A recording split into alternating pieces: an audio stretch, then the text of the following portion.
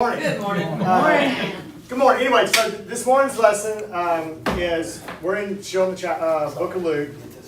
We're in chapter 20, and the title of the lesson is Cornerstone, and that being Jesus being the cornerstone. So so I guess I'll start off with their question in the book. Think about a time you ignored the wisdom of someone who was trying to help you, and what factors contribute to you ignoring them, to your ignoring them. So, we think about, think about people giving us advice or warnings that people give us, and we end up ignoring their warnings. I mean, with me, it was I ignored some wisdom that my mother gave me. Ignored it for literally 16, 17 years of ignoring her. And it came to pass I finally had to, let her know, actually upon her, her last year of her life, if she was after she had a stroke, let her know that you were right. That I should have, but even though I ignored her and stuff, that God seemed to take that mistake and turn it around, and there was some good come out of it. So that was, that's a great thing to be, is God will redeem us, even in situations where we ignore Him. Come on. So anyway, we'll start off again, like I said, in Luke chapter 20, and this is the story. This is the story of, for one, we're talking about the cornerstone, also about the vineyard. A lot of times through Scripture and all that, Israel is described as the vineyard. That's in that vein that's being used. And this particular story about the vineyard owner that goes away and all that is, of course, is in Luke here, but it's also in Matthew and Mark. So it's a story it has so much importance that it's literally covered in multiple Gospels. That it's not one of the ones that they ignored. They made sure that it was emphasized. So leading up to where we are now, Jesus had some confrontations with the Jewish leaders, the priests and the scribes and such. And with those confrontations, they had tried to trap him into different situations and try to ask him questions and see how he would answer it. But Jesus being who he was and knew exactly what their motives were, was able to present the questions back on them in a way they couldn't answer as well. So anyway, after he had some of these confrontations and all that, this is where we kind of go into this story. So Jesus, like I said, had multiple confrontations with the scribes and the priest and all that, and he as he does a lot of times in various parables he has. Some of the parables that Jesus has is really, sometimes they're really hard to understand because they're really just in depth and deep. But this is one that the people were, when he told this parable, when he spoke this parable, they instantly got what, especially the priests and all that, they got what he was talking about, because this, by, like I said, that use of the word of that vineyard and being the nation of Israel, it was very clear to them who he was talking about, and he was talking about them. So we'll start again, Luke chapter 20, verse 9. Now he began to tell the people this parable: a man planted a vineyard, leased it to tenant farmers, and went away for a long time.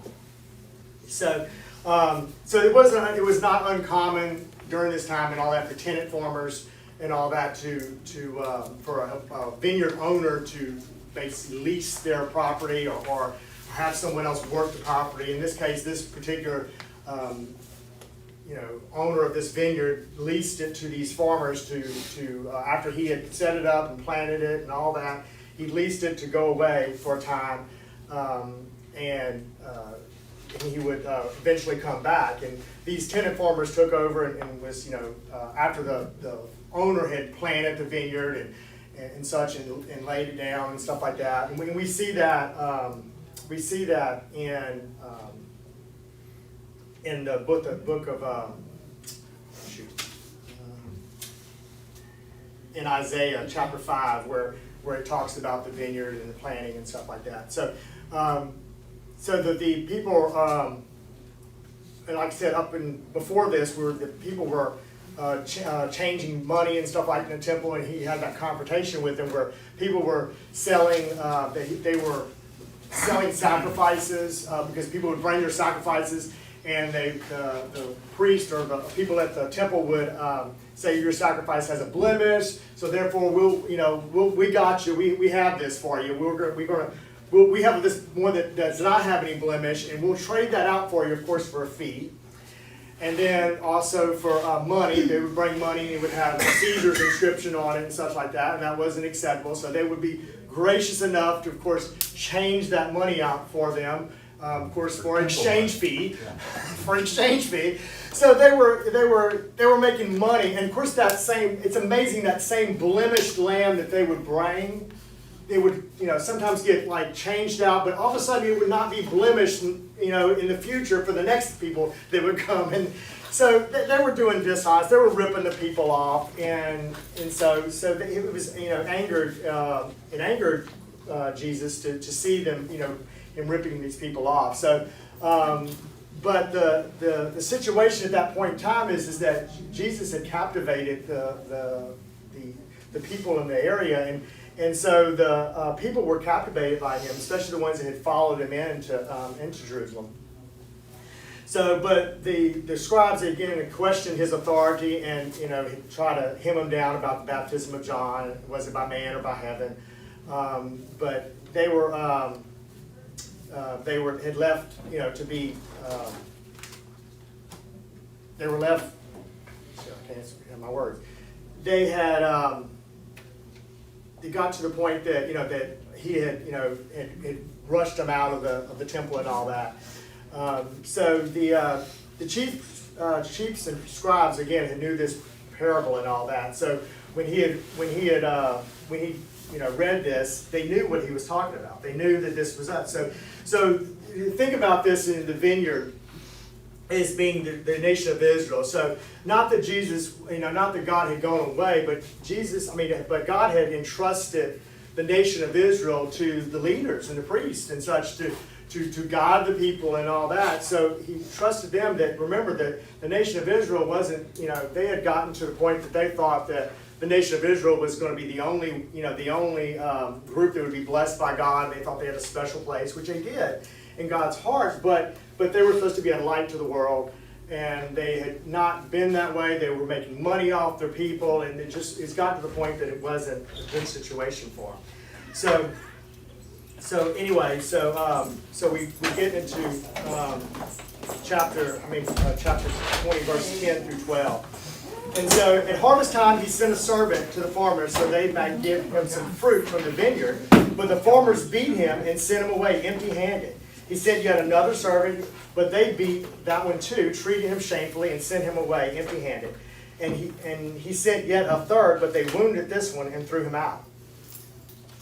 So if we look at that and sort of look at, again, they're describing the nation of Israel here by this vineyard, and these servants were sent. So who do you think that, when he's making this to be, he's comparing this to the nation of Israel, what's going on. So who would you think that would be when he would be sending these servants to the farmers to collect what was due to the farmer?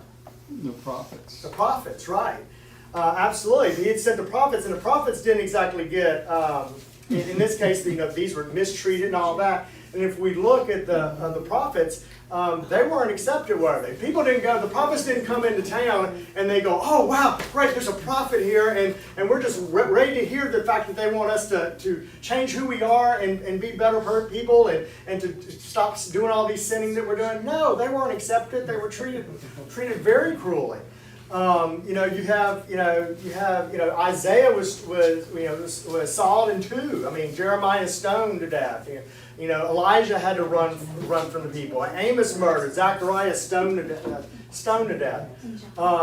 They weren't treated with that. So he's showing that in this parable here that I sent servants to you. I sent people to you to tell you to turn from your sin, repent, and come back to me. But instead, you stoned them, you beat them, you mistreated them, and all that. And so it shows that the patience of God, doesn't it? I mean, it shows that He has patience with them. and then he's very patient with them, that he doesn't, quickly, send, drawing a blank on thoughts, send punishment on them directly. He's patient with them, and so anyway, so that that's just an expression of who Christ is and who God is. And he's very patient with them. He spends time and doesn't immediately address the sin in their lives and all that. But in verse we'll go into to the verse 13 through 16a, which mine splits it up. It says, "Then the owner of the vineyard said, 'What should I do? I will send my beloved son. Perhaps they will respect him.' But when the tenant farmers saw him, they discussed it among themselves and said, 'This is the heir. Let's kill him so that the inheritance will be ours.' So they threw him out of the vineyard and killed him. What then will the owner of the vineyard do to them? He will come and kill those farmers and give the vineyard to others." Remember, this is Jesus talking. He's telling you what the owner should do, or the owner will do. He's telling that that he's showing the future, the fact that at some point in time God's going to send His Son, and of course He is the Son, and He's given the example here that that surely when He sends His Son, surely they're going to respect Him. But what do the people do? I mean, we know what the people are going to do. He's telling it even before it happens. The people aren't going to change. The people are going to stay exactly the way they are. They have gotten to the point that these tribes and these Pharisees and these priests and all that have gotten to the point that they're making this is a way of living for them at this point. They're ripping the people off. They believe they believe that the salvation or the mercy of God is for them and them only. So they've kept this to themselves. They're not willing to share it with the world. They're not willing to do anything like that, and they're certainly not even taking care of their own people. If we read, if someone let's see, read Isaiah 5, and it shows the same story. I should have brought a paper by now. Isaiah 5 what? Isaiah 5, you just, I have to look at it. Hold on. I think it starts with,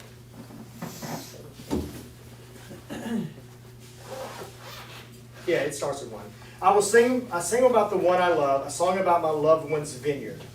The one I love had a vineyard on a very fertile hill. He broke up the soil and cleared it of stones and planted it with the finest vines. He built a tower in the middle of it and even dug out a winepress there. He expected it to yield good grapes. Remember, he's talking about the nation of Israel here. But it yielded worthless grapes. So now, residents of Jerusalem and men of Judah, please judge between me and my vineyard.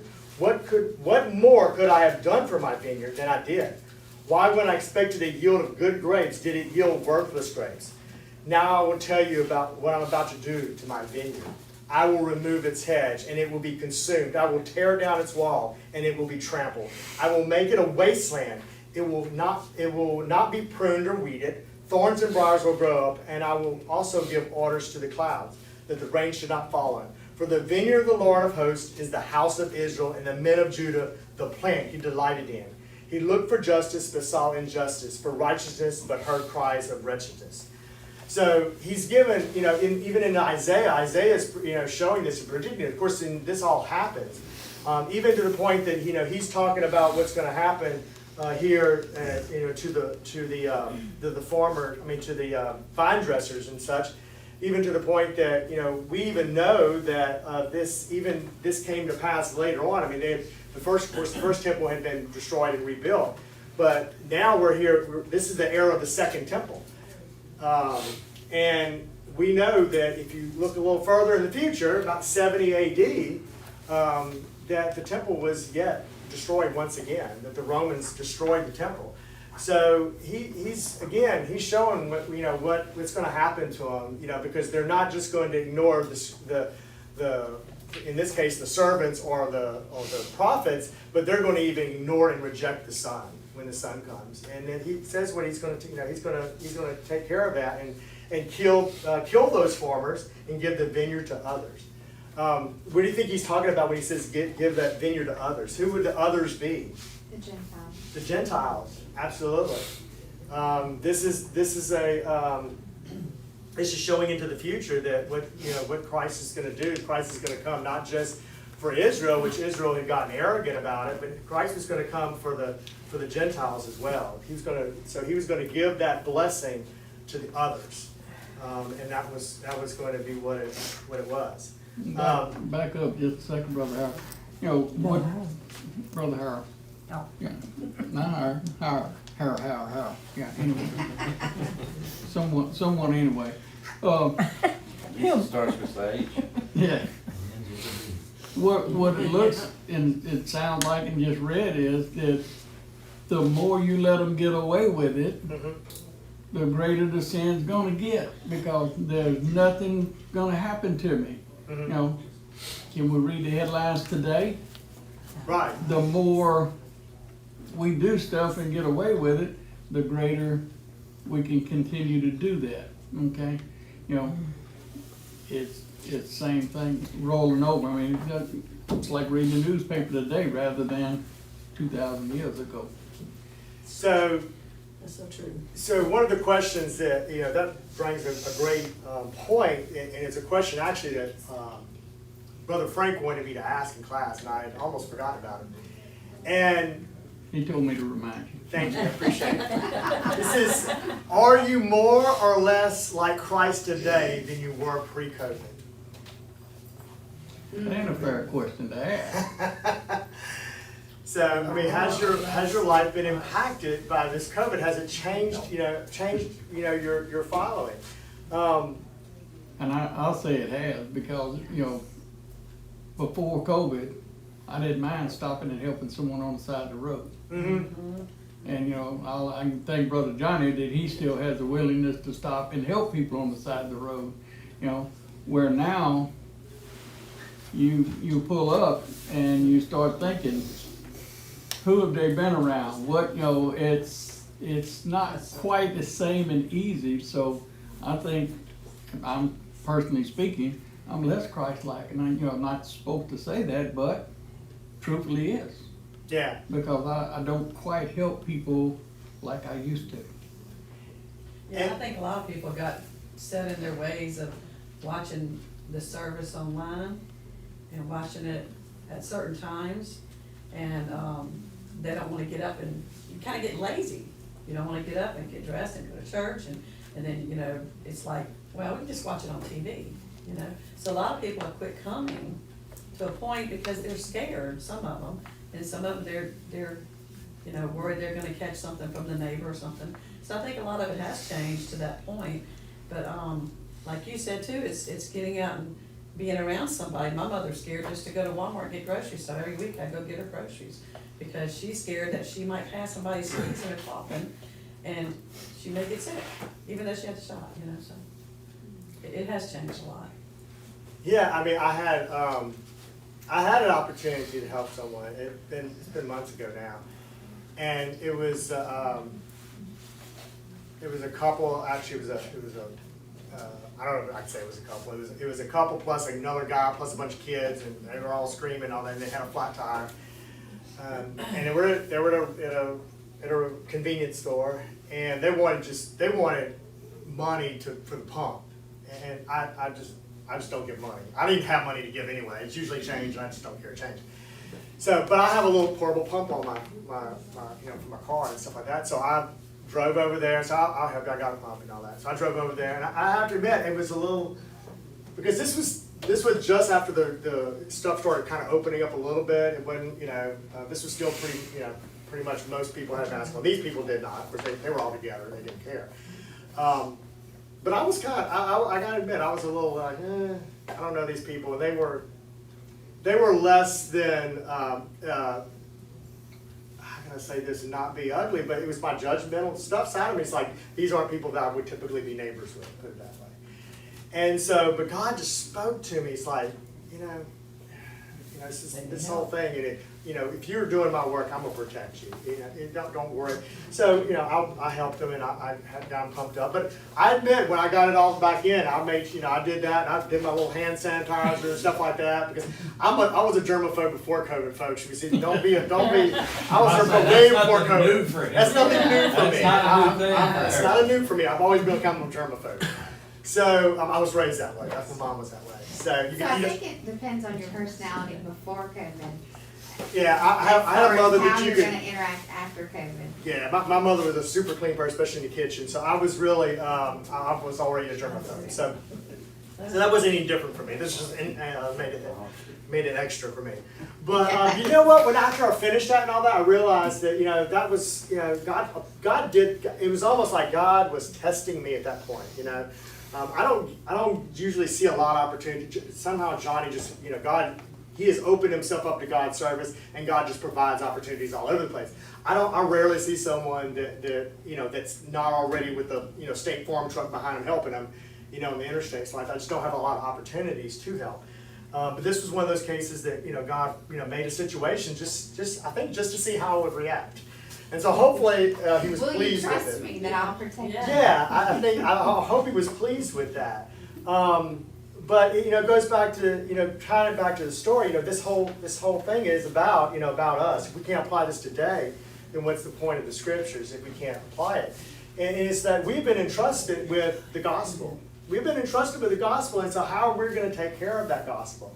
Is God going to come back to us and say, "You didn't take care of my message I gave you. I gave it. I gave it to the Israelites. They did what they did." Now you, Gentiles, have my message. You believers, you followers of Christ have got my message. What are you doing with it? Are you going out? Are you spreading my word? Are you showing the love that I have? See the patience in this parable that I had with my people. I'm having that same patience with you. So remember that, as we go through that, is that, how is God having that patience with us? That, are we out there spreading the gospel? Are we out there loving people? I mean, remember, he's showing through this that he would have so much mercy on these farmers that he would send multiple people, and it's not like by accident one of them got beat up. He knew when they come back and they're all bloodied. That I don't remember anybody in history ever being beat up accidentally. Yeah, exactly. So exactly, he smarted off. They didn't say there was a reason behind it, that they didn't give a sass mouth or whatever. I mean, he was patient. These were his servants. These were his his workers, his people that he entrusted to go. I mean, he had to have entrusted these servants because he's sent to collect the harvest, collect what's due to him. So he trusted them from at least from a sense of he was trusted with his possessions because he was trusting them to come bring him back. And then I'm sure the people didn't pull up one of these stunts that some of these people pull today and beat themselves up to and took the money themselves. I'm sure there was legitimately got beat up. They didn't have social media at the time to make a spectacle of themselves. So he entrusted them in multiple times that that they did. So got to the point that surely, I've sent these prophets. Surely, if I send my son, that they will see my son and respect him. But he already knew what's going to happen. He already knew ahead of time what was going to happen, and so he's showing them. And what did they do? Do they go, we're going to repent? No, they did just what. They did just what the farmer said they were going to do. Let's see, where are we at? Then the owner of the vineyard said, No, never. Yeah, well, but they said that they were going to, he was going to, to kill them. 15. So 15. It's 15.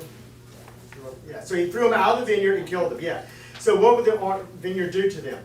But I just lost my complete train of thought. And he literally unrolled the scroll of Isaiah. Right, yeah. And basically, it's basically, told them exactly what was gonna come to pass. And so then after that, they heard that, and like I said, they get angry about it. And what is, and so I must be missing something. About the cornerstone? Yeah, that's where I'm going next. The 16 and a half and then Yeah. the 7. So Jesus replies to it. But when they heard this, they said, that must never happen. So he's saying that this must never happen. And the scribes and the priests and all that, instead of like I said, repenting, they get angry about it. They're thinking, they're going back to thinking what that the servants thought, that they saw, well, here it is. But 14, when the tenant farmers saw him, they discussed amongst them and said, this is the heir. Let's kill him so the inheritance will be ours. So that's exactly how they reacted. It's like, well, this is ours. We already got this up. This is a good thing going for us. That we'll just kill the heir, and then the nation of Israel will still be under our control, our power. We're going to still make our money, and we're going to be good. And that's exactly how they reacted. Instead of knowing that Jesus was talking about, what does this mean about their belief of who Jesus was? They had no clue of who he was. They knew that he was speaking about them. He knew that they knew that he was someone obviously that had attracted a lot of attention and was messing up their good thing that they had going. And just like the servants had and the vine dressers had, the vine dressers thought, because at this point in time, if you stay away from a property for so long time, that you could basically take that property. It would be yours if it was abandoned. Well, under Jewish law, it was common that if a man who owned a large amount of property had no heir, that he might, and he had tenant farmers on that property, that when he died, he might will that property to them so that it would stay within the Jewish community. Yeah. So this is exactly, this is exactly what was going on here. So in verse second half of 16 through 19, but when they heard this, they said, that must never happen. But he looked at them and said, then what is the meaning of this scripture? The stone that the builders rejected has become the cornerstone. Everyone who falls on that stone will be broken to pieces, but on whomever it falls, it will shatter them. Then the scribes and the chief priests looked for ways to get their hands on him that very hour, because they knew he had told this parable against them, but they feared the people. So there's a lot to unpack in those statements. Cornerstone. We don't really, of course, I'm not a builder, so I wouldn't know what they do today. But I know it's very important to set your forms right and all that for when, because I've been part of a forms getting messed up in the past. It's very important to set those forms, otherwise the whole foundation is going to be crooked or whatever. It's not going to be even.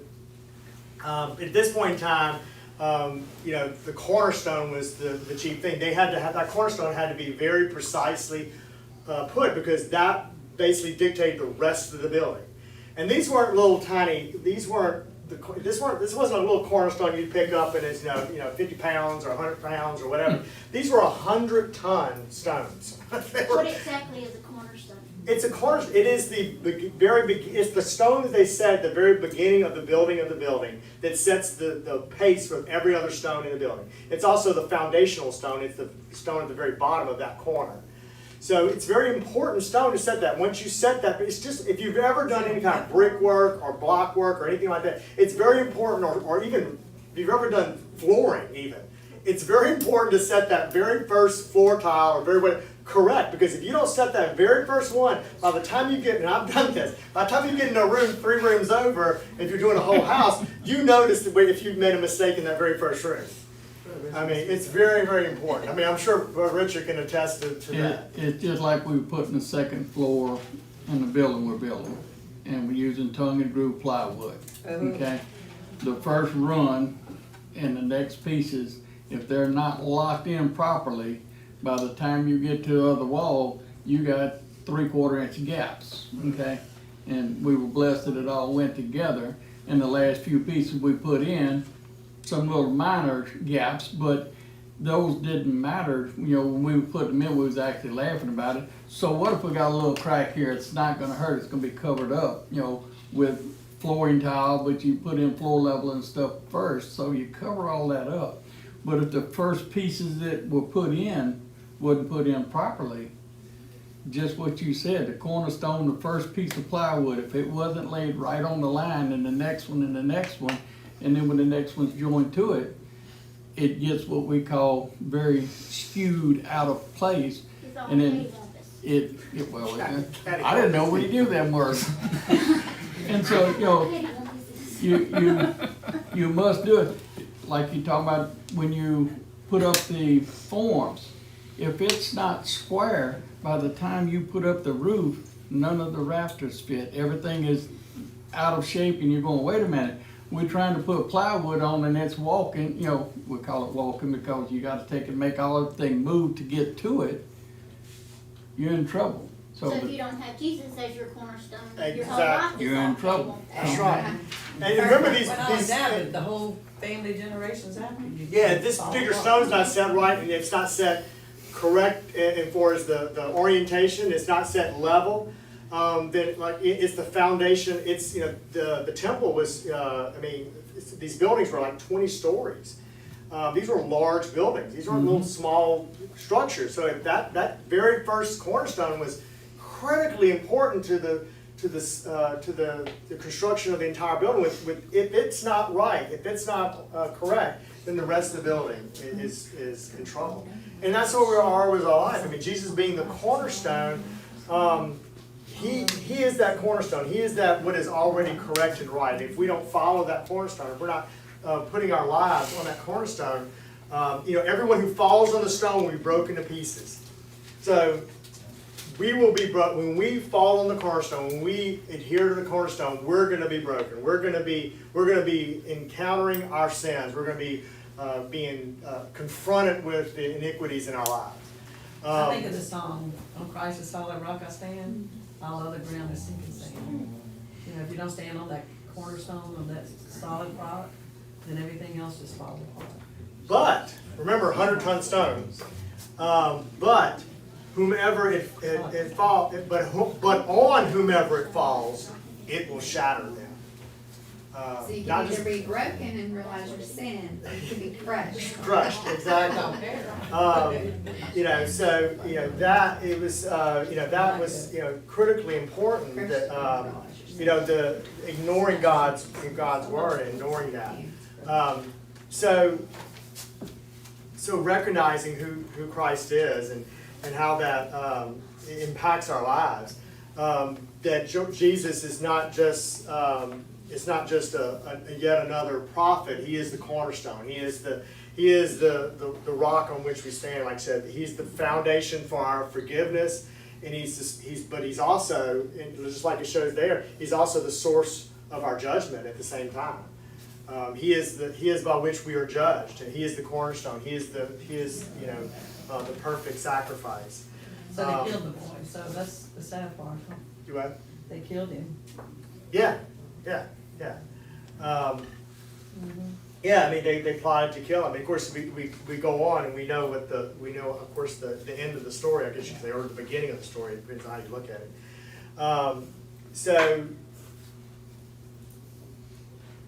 it. This teaches us about how our response should be of who he is, and that the chief priests were more concerned. They more feared the people, than they feared God.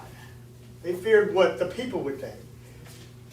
What do we have today? What impacts us as believers, especially now with all the craziness going on, the craziness that is going on, is sometimes we very, this day and age, it's getting more and more difficult to be, before being a Christian in the United States of America was the norm.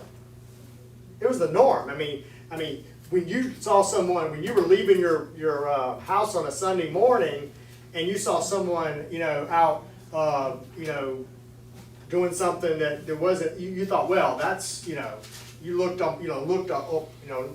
down upon them. They're not in church, but why aren't they in church? And you know, or you run into someone, if you, for some reason you missed church and you ran into someone in the store, you'd want to like hide because you didn't want to run it. In this community, it's still kind of like that, but in a lot of places in the United States, Sunday is just another day of the week. You know, they are no more concerned about who God is than you know, who the president of some third world country is. They're just not concerned. And we have gotten to the point that now where it's even difficult for us to speak up. We speak up even on social media, you know, about our beliefs and posts and all that. And now, you know, before in order to get your opinion out, you had to write a very eloquent letter to the editor of a paper, and they would read it and decide where they were going to publish your letter, your response. Now, anybody that, you know, has access to the internet can go out there and spew anything. And we've gotten into society that we're just free to say anything, and not just the stuff rebuttal, but if you voice your opinion as a Christian, a believer, there are, you know, no matter what's said, there's going to be an opposite opinion that's going to take you down. And now it's becoming, before it was becoming less acceptable to bash the Christians than it is now. It's the other way around. It's more acceptable to bash Christianity. And that has become, again, the norm. Even in this area, I watched some of the news stuff that goes on, and even commenting on anything news related. You just got to be very careful. And so it's got to that point that, you know, that we don't become like the priests and all that. That we don't become to the point that, you know, we're concerned about that we don't fear what the world thinks about us, but we're concerned about who God is. Not that they had selfish reasons behind it, though. I think the obedience factor, at least for me, because this past week, well, it's been last week, so starting this week. So on Tuesdays I have them do ministry at this rehab place, and about 6 weeks ago, or 2 months ago, the owner came to me and asked me if I could do some Jesus stuff, God stuff, in his facility. And so I started doing that. And, so last week, Andrew on Tuesday goes and busts the floor. That's his little job. And so he gets out. Teresa dropped him off because I had another job or something. And he said, "Where's your dad?" He said, "Well, he's at another job and all." He said, "Well, tell your dad to call me." And I said, "Because we've had some complaints and." And then he said, He needs to chill on that Jesus he stuff. needs to chill on Jesus stuff. So anyway, so I called him up and I said, "I heard you need to talk to me." And he said, "Yeah." He goes, you know, some of the people around here, Just have to be careful. you know, they're just, you know, just be careful." That's what he said, just be careful. He said, "I guess I got a bunch of workers who are atheists." And what was funny is that when I first got into that, and I was talking to Brother Johnny, is I expected that because, you know, when you go into a 20 people in the room, if you got 20 people you don't know, not all 20 knows Jesus. So if you're going into ministry and all, you know your message, and it's not your message is Jesus they're rejecting, you're gonna have that rejection. And I had a grin on my face as he was telling me because I'm like, it's like in the Bible, a den of lions. Because you're walking in, I knew before I came in what I was going to be up against. And sure enough, Satan's upset because now somebody's rattling them walls now because Jesus is now coming in. And what's funny is that as I was... patience, it's the workers. It's not the patients, it's the workers the workers don't want to hear about Jesus. And I know the one. So God, and this is what God does. God, when I started, he already showed me the people who were going to give me trouble. Just be careful with them. And I knew exactly the ones I had to worry about. And it's those ones that are giving me a little bit of fits. I say fits, it doesn't give me nothing. I'm just doing what God tells me to do. But anyway, what's so funny is I said, you know, Steve, I want to tell you a story. I said, did you know that behavioral, I said, has already helped one person come to know Christ? And he said, what? And last week you noticed the girl that got baptized, the 13-year-old. It was someone who I was ministering to, that was his girlfriend's son. And it all came about through me being there and being able to talk to the woman, to the man, and then led to, just, that's how God works on it. So anyway, and I told him, I said, through this ministry, someone's already been saved. Yeah, man. And in his ways. And so I just had to grin and say, I won. Jesus won already. They just don't know it. So was it worth 8 weeks ago to go and do this ministry? Yes. Yes, it was. And so anyway, it was just uniquely that obedience, and you talking about that, it was obedience factor. Yeah, absolutely. I was gonna say something. Again, they feared they feared for the wrong reasons. They were fearing that their sin would be had, but so they were doing it, of course, for the wrong reasons. But we have to be careful not to be fearing God for other reasons.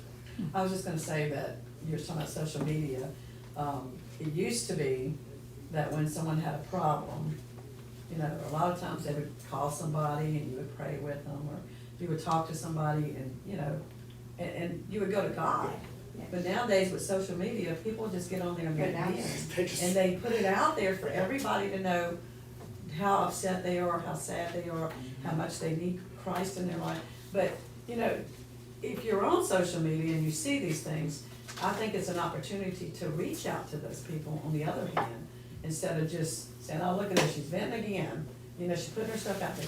Those people need prayers, and I'm just saying that nowadays, it's all on Facebook or media or whatever, I would suggest do it privately though. Yeah, well, I understand that, there's so many lost people, is what I'm saying, Yeah. that they don't They have don't nowhere know to that- go. Yeah, it's they don't know where to amazing go. as It's kinda sad, it's amazing as connected as we are, how disconnected we are. Correct. Let that sink in a little bit. We're connected, but we're disconnected. And you asked the question, pointed it out, said that the priests were more afraid of the people than were of Jesus. Mhm. And the reason being was, they done seen that God had let them get away, let them get away, let them get away, let them get away. Mhm. And the people, immediate reaction was, we're gonna stop you now. Mhm. And they knew that they had to fear the now, Mhm. not what Jesus is They were telling fearing them the gonna wrong. They happen. were fearing the wrong thing. Hey, maybe we can change what's gonna happen, but the people are gonna go, no, it's now. And that's why they feared the people more. The interesting thing is about the people who get all prickly and everything and feel, like that you need to be careful and stuff. Those are the people who are being affected by what they're Amen. It's hearing. convicting. Otherwise, they're not Convicting. gonna say anything, because the people who aren't saying anything are the ones that are probably already know, but it's the people that are saying the things that they're getting their toes stepped on, and they're feeling the conviction of Christ and everything with them, so they're gonna say something because they don't want their sin being told that they're bad, that that's wrong. So, that's just. Absolutely. Go talk about them other people, don't talk about us. I'm gonna turn this off and we're gonna close in prayer. We teach you how to close it? I'm gonna figure it out. Cause that was the one thing when my sister